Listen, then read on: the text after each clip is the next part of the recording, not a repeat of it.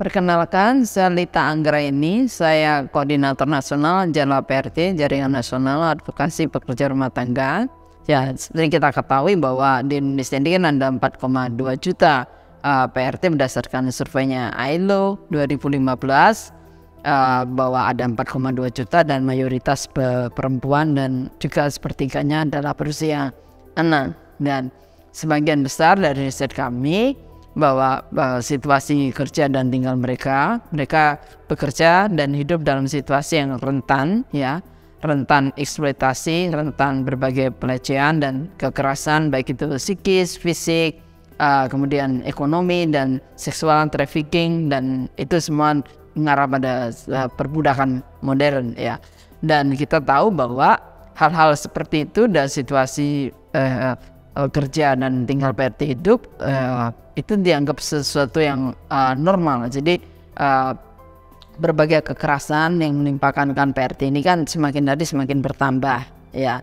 Dan itu seperti gunung es, karena kan PRT ini kan bekerja di rumah-rumah pemberi kerja yang kita tidak bisa tahu apa yang terjadi di dalamnya, ya. Karena sering kali yang terjadi kasus yang sangat fatal itu dimulai dari pembatasan akses, ya, komunikasi, sehingga korban PRT tidak bisa bagaimana mengadu melaporkan. Nah, jadi kadang-kadang sudah sangat fatal, bahkan ada sampai kehilangan nyawa, dan juga seperti juga yang sampai berkurang fungsi organ tubuhnya, ya, seperti itu.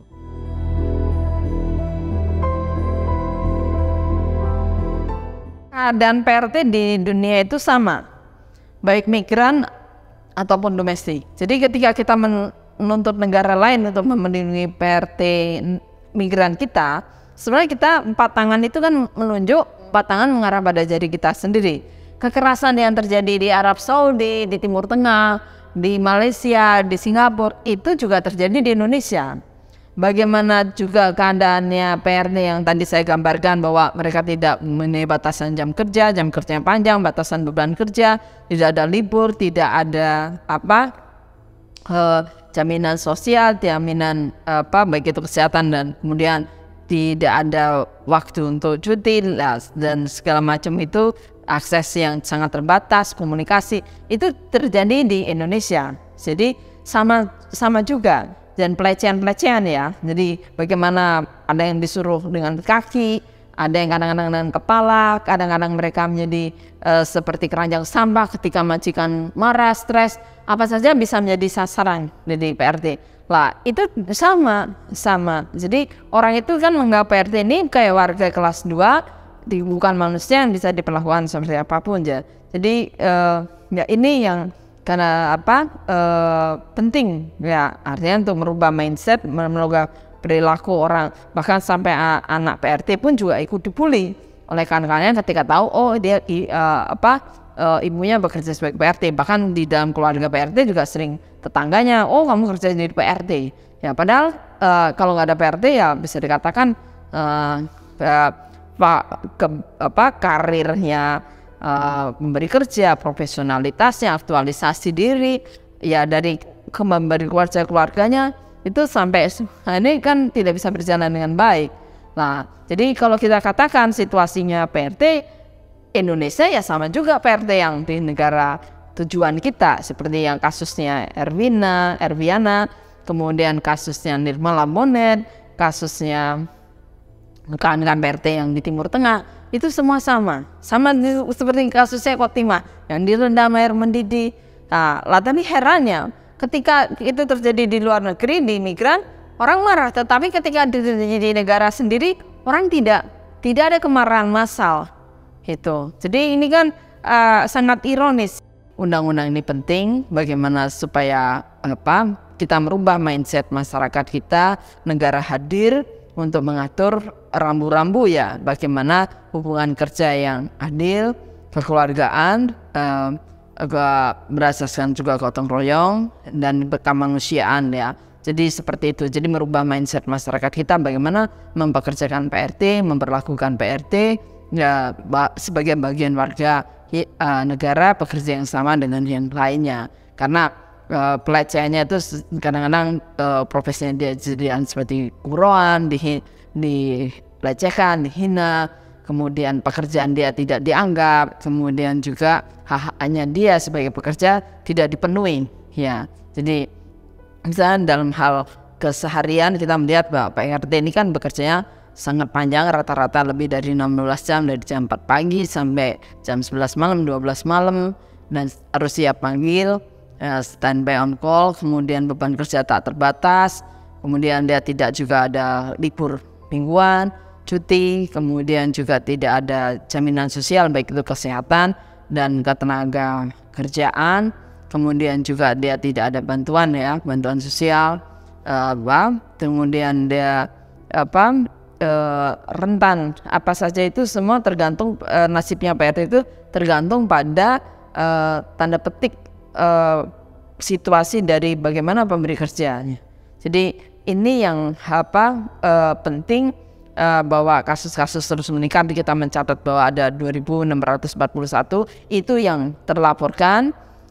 Bagaimana yang lain-lain yang tidak bisa melapor, ya seperti itu. Jadi ini kenapa undang-undang ini perlu hadir, supaya satu, ada pengakuan, ada rekognisi, kemudian ada restribusi soal kejahatan, kemudian ada reduce, ada pengurangan beban dibagi, kemudian juga ada representasi, ada suara dari PRT yang perlu didengarkan dalam dialog-dialog sosial untuk menyuarakan apa persoalan kepentingannya, dan kemudian juga ada reward, ada penghargaan, imbalan.